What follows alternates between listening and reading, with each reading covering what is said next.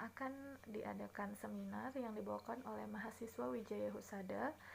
Diharapkan kalian memperhatikan dan bertanya apabila ada yang kurang dipahami mengenai seminar tersebut. Baik, Ibu.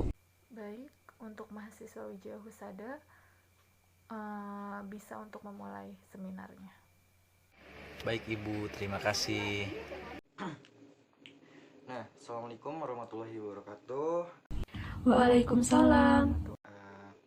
Adik-adik semuanya, sebelumnya izin memperkenalkan diri. Nama saya Luki Juliana dan ini rekan saya Rizky Albahri. Kami dari Stikes Wijaya Husada Bogor. Di sini kami akan menyampaikan informasi mengenai kaki gajah. Saya dan rekan saya di sini akan melakukan seminar tentang pencegahan kaki gajah pada tubuh. Sebelumnya, apakah kalian ada yang tahu mengenai apa itu kaki gajah? Belum tahu, Kak. Emang kaki gajah tuh apakah suatu penyakit atau bukan? Oke, filariasis atau penyakit gajah adalah suatu penyakit yang disebabkan oleh adanya 3 spesies cacing filaria. Itu yang pertama ada Wucheria bancrofti. Terus yang kedua ada Burgia malayi dan yang terakhir ada Burgia timori yang ditularkan dengan perantaraan nyamuk sebagai faktornya. Nah, iya benar, kaki gajah merupakan satu penyakit yang berbahaya dan kita tidak boleh menganggap penyakit ini sebagai penyakit yang sepele. Ya benar. Jadi filariasis sebagian besar kasus tidak memiliki gejala. Namun jarang terjadi kerusakan jangka panjang pada sistem limpa yang menyebabkan pembengkakan di kaki, lengan, dan juga alat kelamin. Kondisi ini juga meningkatkan resiko seringnya infeksi bakteri yang mengeraskan dan menebalkan kulit atau kaki gajah. Nah, sekarang saya ingin bertanya nih kepada adik-adik. Apakah adik-adik pernah menemukan atau melihat seseorang yang mengalami penyakit kaki gajah ini? Belum pernah, Kak. Kalau begitu, kakak akan berikan satu contoh video mengenai penyakit kaki gajah.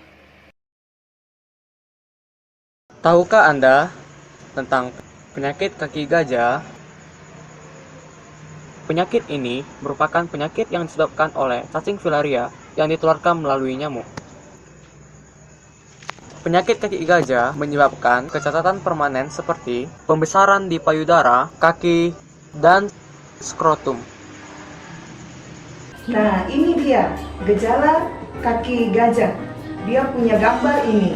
Tandanya itu akan muncul demam selama 3-5 hari, di mana demam itu akan menurun apabila kita melakukan istirahat. Tetapi bila melakukan kegiatan yang berat, demam itu akan muncul lagi.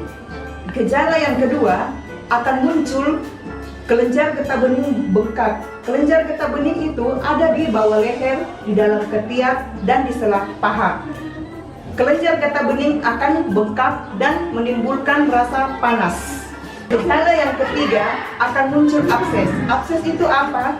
Abses itu berupa bisul yang akan menjadi pecah, keluar nanah dan darah. Gejala yang keempat, terjadi pembesaran tungkai, lengan, buah dada, dan pada anak-anak pada biji pelir. Nah, apabila sudah masuk ke stadium lebih lanjut, akan terjadi pembengkakan yang menetap seperti tanda, dan ini dia sudah menetap. Dia akan membesar seperti begini. Terus bagaimana caranya kita mencegah penyakit kaki gajah itu? Caranya bagaimana? Upaya pencegahan penyakit kaki gajah atau filariasis yang pertama, menghindari diri dari gigitan nyamuk vektor. Yang kedua, memberantas nyamuk vektor. Yang ketiga, minum obat pencegahan kaki gajah secara teratur. Lebih dari 60 juta penduduk Indonesia di daerah yang berisiko tinggi tertular filariasis dengan 6 juta penduduk diantaranya telah terinfeksi. Mari kita cegah dengan minum obat DEC dan albendazole. Minum obat minimal 1 tahun selama 5 tahun berturut-turut. Nah, segitu saja penjelasan mengenai filariasis atau penyakit kaki gajah ini. Sebelumnya adik-adik ada yang ingin ditanyakan mengenai penyakit tersebut? Silakan bertanya ya. Kak, saya izin bertanya. Apakah penyakit kaki gajah ini bisa menyebabkan kematian atau tidak, Kak? Terima kasih. Bisa saja. Contohnya apabila terkena penyakit kaki gajah di area tubuh kelamin ukuran besar pada penis yang tak normal, atau seperti kondisi disebut kaki gajah juga dapat merujuk pada kematian. Kaki gajah yang terjadi di samping alat kelamin akhirnya mempengaruhi organ vital dan sangat membahayakan. Nah, jadi apabila pada area atau daerah tubuh tertentu terkena penyakit kaki gajah, bisa saja mengalami kematian karena penyakit ini juga tergolong penyakit berbahaya. Apakah seseorang yang terkena kaki gajah dapat sembuh secara total lagi atau tidak ya, Kak? Nah, untuk penyakit ini tidak dapat disembuhkan ya adik-adik, tetapi hanya bisa dikendalikan dengan pemberian obat massal. Tujuannya adalah untuk menghilangkan bentuk mikroskopis atau parasit dari aliran darah, sehingga tidak dapat tumbuh menjadi cacing dan tidak dapat ditularkan lebih lanjut oleh nyamuk.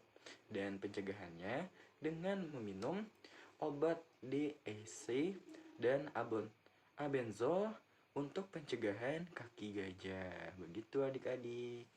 Misalkan nih, Kak, apabila seumuran kita yang masih pelajar terkena penyakit kaki gajah ini, bagaimana cara aturan konsumsi obat kaki gajah tersebut, Kak? Apakah sama seperti pada umumnya atau bisa dibedakan lagi? Seperti yang telah dijelaskan pada video yang diputarkan tadi, bahwa aturan meminum obat minimal 1 tahun selama 5 tahun berturut-turut. Tidak ada pembedaan untuk cara aturan mengonsumsi obatnya. Menurut pendapat adik-adik mahasiswa, apakah kita juga penting untuk menjaga kebersihan agar terhindar dari penyakit kaki gajah ini?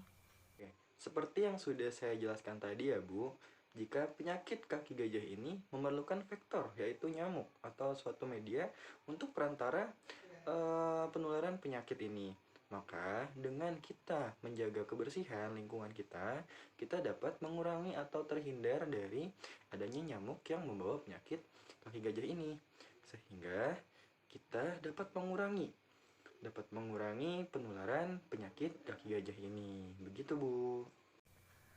Oh, jadi begitu ya. Sangat penting sekali karena salah satu penyebab penyakit ini juga timbul apabila kita tidak menjaga kebersihan dengan baik dan benar ya. Iya Bu, betul sekali. Baik, terima kasih deh. Iya, sama-sama Ibu. Terima kasih juga atas pertanyaannya. Oke, baik, tidak terasa kita sudah di ujung acara dan saya cukupkan untuk seminar kali ini. Dan saya berterima kasih kepada Bu Guru dan adik-adik SMAN Harapan 2 yang mau berkontribusi dan mengikuti acara seminar ini. Saya dan rekan saya undur pamit. Semoga kita sehat selalu dan terhindar dari berbagai macam penyakit yang ada saat ini. Sekian dari saya, kurang lebihnya mohon maaf. Assalamualaikum warahmatullahi wabarakatuh. Waalaikumsalam.